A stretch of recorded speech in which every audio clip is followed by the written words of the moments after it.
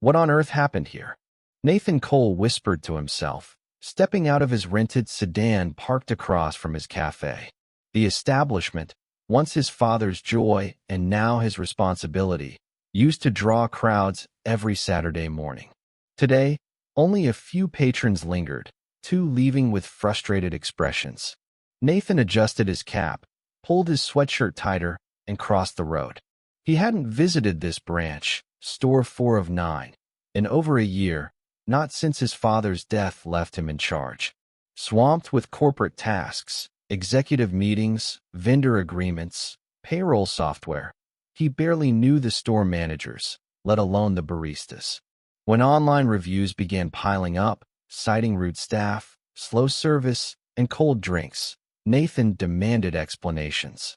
The district manager, a man named Evan, called it growing pains, but his dismissive tone felt wrong.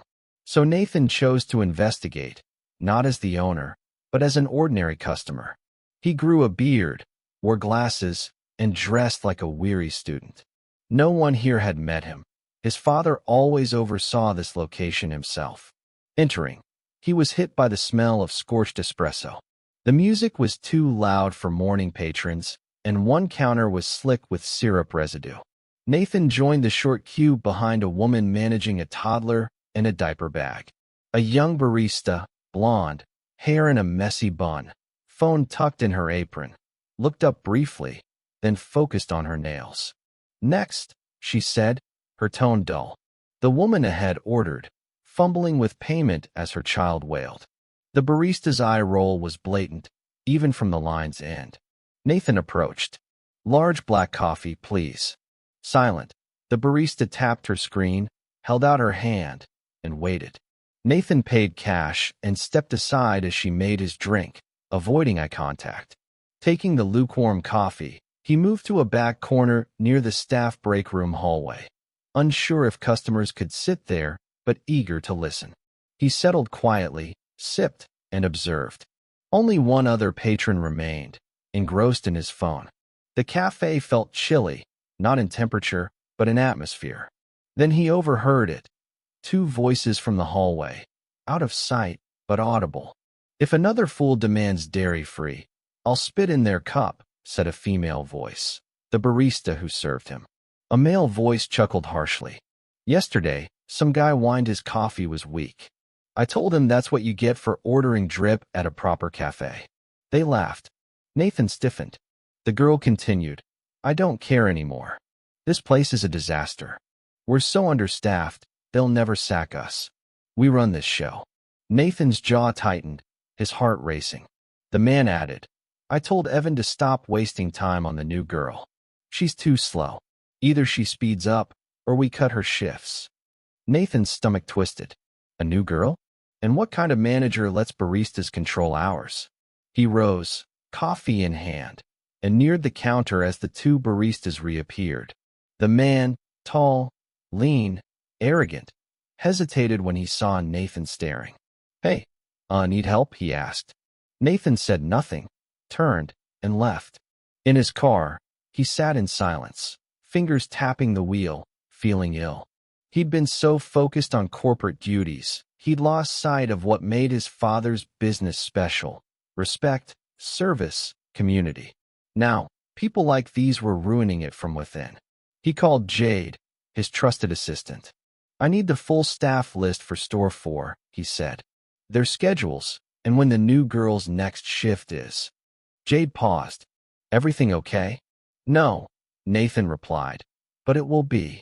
Nathan stood by the cafe's back entrance, leaning against the brick, watching the staff parking lot. The sun barely crested the rooftops, frost still on windshields. He checked his watch, 6:23. He'd been in his car since 5:45, waiting. Per Jade's schedule, the new hire, Lila, was opening today with the same two baristas from yesterday. Nathan hadn't slept much, their mocking voices looping in his mind, laughing about slashing someone's hours like it was funny. A white Toyota pulled in, parking near the dumpster. A young woman emerged, pulling a knit cap over her ears, a tote slung over her shoulder. She paused, eyeing the building as if stealing herself, then headed for the back door. Nathan followed at a distance, keeping space to avoid startling her. As she unlocked and entered, he caught the door with his foot and slipped inside. She turned, startled. "Oh, sorry, thought I locked that." Nathan removed his hood. "You did. I'm shadowing today. Name's Troy." He offered his hand. She hesitated, then shook it. "Lila, you're new?" "First shift." He nodded. She led him through the narrow hallway to the staff area. "You're not late, so that's a win. Mornings are tough if you're not used to the pace." The back room was cramped. 2 lockers, a dented fridge, a table with a half-empty donut box. Lila shed her jacket, tying on an apron. Nathan mirrored her, noting her efficient but cautious movements, like she expected criticism. "You'll likely do dishes and restock," she said. "That's where newbies start." "Got it. You like working here?" he asked lightly. She tightened her apron, shrugging. "It's okay. I need the hours. I'm in school, so I take what I can." Before he could probe, footsteps approached. The door opened, and the tall barista from yesterday, Mason, per his name tag, entered, earbuds dangling, chewing gum. "You're early," he said to Lila, ignoring her, then noticed Nathan. "Who's this?" "New hire," Lila said. "First day." Mason sized Nathan up. "They keep sending people. We're full." Nathan stayed neutral, just following orders. Mason grabbed an apron, then turned to Lila. "You're on register." "Troy, was it?" "Dishes. Don't get in the way." He left without waiting for a reply. Nathan leaned toward Lila. He always liked that.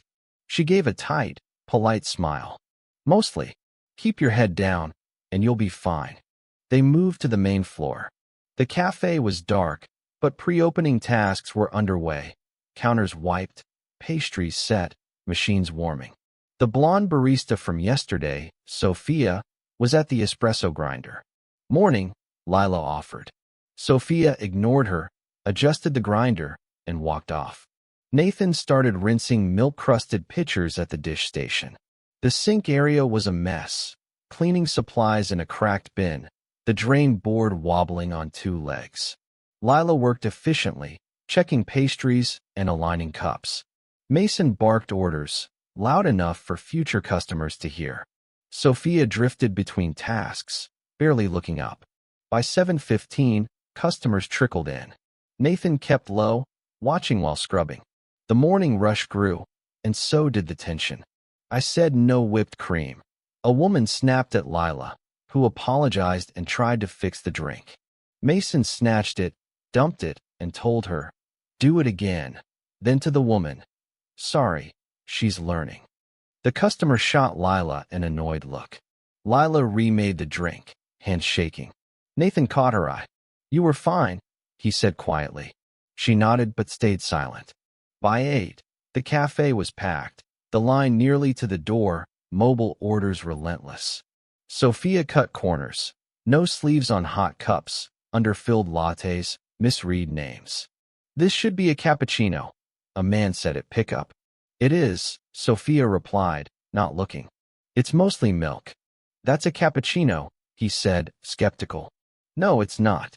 "I don't make the rules," Sophia said, turning away. Nathan saw the man leave, drink untouched, shaking his head. Mason smirked. "Next time, call it a dry latte." "They don't know." Sophia laughed. Lila didn't. Nathan approached her at the register. "Need a break?" She wiped her hands. "I'm good." "Your hands are shaking." She paused, then nodded. "I'm just trying not to mess up. I need this job." Nathan lowered his voice. "You're not the issue here." Lila looked at him. "You don't know them yet." Before he could reply, Mason shouted, "Troy, do something useful. Dump the mop bucket. It's full." Nathan glanced back. "Where's the mop sink?" Mason ignored him. Sophia waved. "Pour it by the dumpster." "No mop sink." Nathan hesitated. "That's not health code." Mason turned. "You reporting us, new guy?" Nathan didn't answer. He grabbed the bucket and headed out, passing Lila as she handed off a drink with a soft, "Thank you." Outside, he poured the water onto gravel near the dumpster, the stench vile. He noticed 3 other dump spots, stains and sticky residue on the concrete. Back inside, Mason was on his phone. Sophia restocked syrups while texting, and Lila struggled with a complex order, apologizing to the customer. Nathan returned to the dishes, scrubbing a pitcher harder than needed. He'd seen enough. The indifference, the shortcuts, Lila crumbling under their apathy. This wasn't a bad day. It was systemic decay, under the roof he was meant to oversee.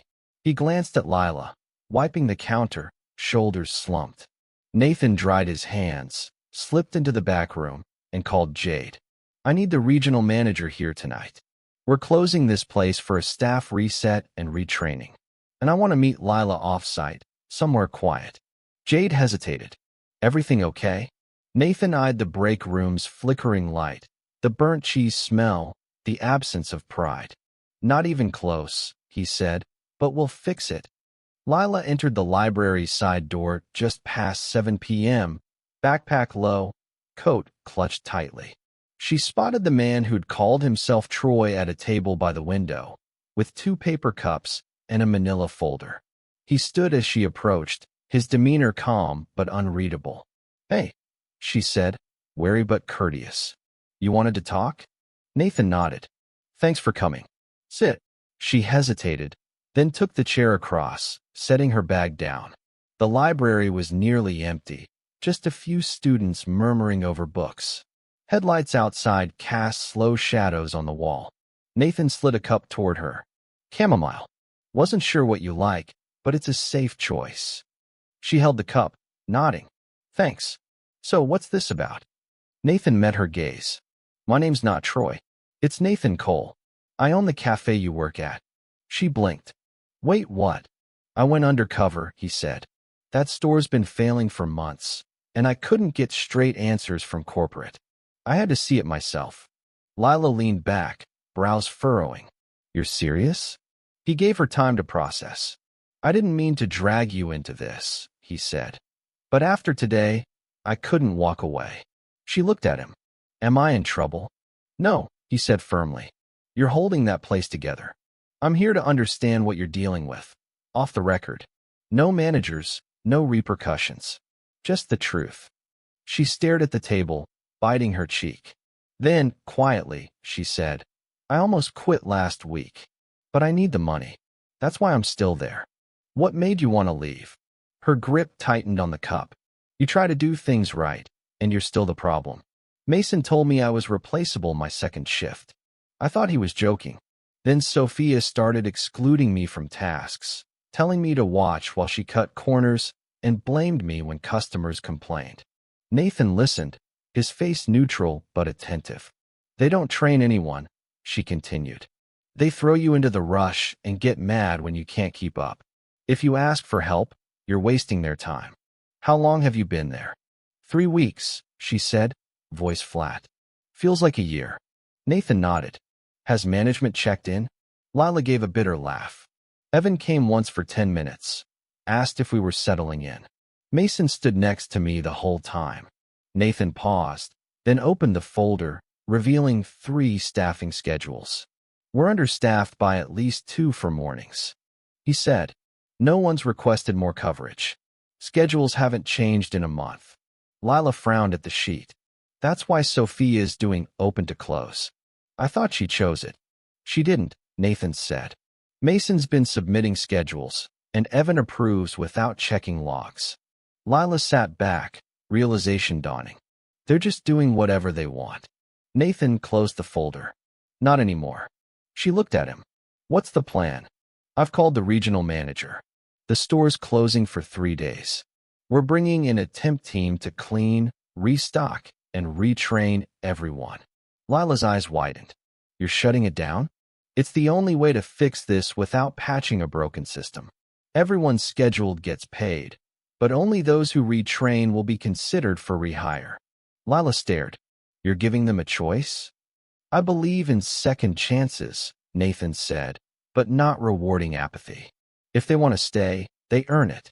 She looked at her tea, then him. "What about me?" "You've earned yours," he said. "We're promoting you to shift supervisor. not just a title. You'll help with scheduling, join store meetings, and work with a senior trainer. I want your input rebuilding the team. Her mouth opened, then closed. Why me? Because you care, he said simply. And you didn't quit when it would have been easier. He paused. We need people like you to fix this. Lila brushed her thumb along the cup's rim. I don't know if I'm ready. You weren't ready for what they threw at you either, Nathan said. But you showed up. That matters. She nodded faintly. So tomorrow? I'll meet you at the café, 7 a.m. We'll walk the team through the changes. Anyone who pushes back gets one warning. Then they're out. Lila's jaw tightened. Mason won't like that. Nathan's tone stayed even. He doesn't have to. She exhaled, her shoulders easing. Okay, I'll be there. Nathan stood, grabbing his bag and coat. Rest up. Tomorrow's a long day. As Lila gathered her things, she paused. Why now? Why not months ago? Nathan looked at her. I stopped listening to the floor. I let reports replace reality. That's on me. She nodded, serious. Then we both have something to prove. He gave a respectful nod and left. That night, in his hotel room, Nathan stared at the wall, replaying every conversation, not just Lila's, but his father's, years ago, in a booth at their first cafe. Trust is built from the counter up, his father had said, not the office down. Nathan had forgotten that. Tomorrow, he'd start again, from the counter up. By sunrise, a temp crew was hauling in cleaning supplies, replacing warped pastry racks. A closed for internal training sign hung on the door. Regulars paused, confused, then left, curious. Nathan stood inside, arms crossed, watching Lila check a supply list against a clipboard. Her hair was tied back, her movements purposeful. She didn't waste time or ask pointless questions. She worked. Lila turned to him. Dairy delivery's late. We're missing oat milk, but I flagged it with the temp lead. Nathan nodded. We'll reroute stock from Midtown. You okay leading the others through protocol? She hesitated. Depends who shows. At 7:30, Sophia entered, freezing as she saw the crew scrubbing walls and reorganizing drawers. She spotted Nathan, now in a blazer, beard trimmed, glasses gone. You're the wait? You're the owner? Lila glanced over, silent. Nathan stepped forward. Yes. You're Sophia, right? She blinked, nodding. Yeah. I didn't know. No one said. No one was supposed to, Nathan said. You're still on payroll, but this is a fresh start. If you want to stay, you'll retrain like everyone else. Her eyes darted around. So you're firing people? We're offering a chance to stay. That's different. She shifted. If we don't want to, you can leave. No hard feelings. But if you stay, we do things right. No exceptions. Sophia walked to the back, processing. Mason arrived 15 minutes late, in yesterday's hoodie, pausing outside to watch the activity. He entered, ignoring Nathan, and faced Lila. What's this? Nathan stepped in. Training. Restructuring. You're welcome to join. Mason scoffed. You can't just. I can, Nathan cut in. I own the company. You've run this store without oversight too long. That stops now. Mason looked at Lila. You told him everything. Didn't have to, she said. You did that yourself. He turned to Nathan. This is absurd. We've done our best. Nathan stayed calm. You falsified time logs, ignored health code, intimidated staff. That's not your best. That's abuse. Mason crossed his arms. So I'm fired? You're not a fit for our direction. You'll be paid for 2 weeks. Then your access ends. Mason stared, then laughed coldly. Unbelievable. He walked out. Nathan exhaled. Sophia, back at the counter, spoke quietly. I didn't know he was doing all that. I thought he had authority. No one has authority without accountability, Nathan said. If you stay, that's what we expect. She nodded, subdued. I'll stay. By 9, the remaining staff arrived, some embarrassed, others confused. They listened as new protocols were outlined. Sanitation, scheduling transparency, customer service standards. Lila led the walkthroughs with steady confidence, surprising herself. Nathan stayed back, stepping in only when needed. He noted how Lila answered questions patiently, redirected Sophia from her phone, and stood firm when asked why things were changing. They weren't working, she said plainly. We deserve better. By afternoon, the crew finished deep cleaning the kitchen. A new mop sink was installed, and a break schedule was posted. Lila reviewed it line by line. Nathan joined her. Miss anything? She tapped a slot. Lunch breaks need tighter staggering on weekends. We'll lose coverage from noon to 2 otherwise. He nodded. Good catch. She glanced at him. This is permanent. As long as it works, he said. But it's not just rules, it's culture. That takes time. I know, she said, but it's a start. He studied her. No hesitation now, no trace of the girl who once apologized for a slow handoff. Ever think about management long term? She blinked. You offering? Not yet. But I'm watching. At closing, the temp team left. The cafe would reopen tomorrow with 3 original staff, Lila, Sophia, and Eli, a quiet part-timer stepping up. As Nathan turned off the lights, Sophia approached. I've been thinking, she said. I've worked in cafes since I was 17. I used to love it. Then it was just about surviving the shift. Nathan listened. I want to love it again, she said. I don't know if I can lead, but I'll show up. That's a start, he said. Outside, the evening was still. Nathan locked the door, then handed Lila the keys. You open tomorrow. She took them. I've got it. He stepped back. Call if anything feels off. Anything. She nodded, pocketing the keys. As he walked to his car, he glanced back. Lila stood at the door, peering through the glass at the space they'd rebuilt, not with new counters or signs, but with the steady work of restoring trust. The machines gleamed, tables spotless, the air free of exhaustion. It took 3 days, but the decay was gone. The cafe was ready to thrive again.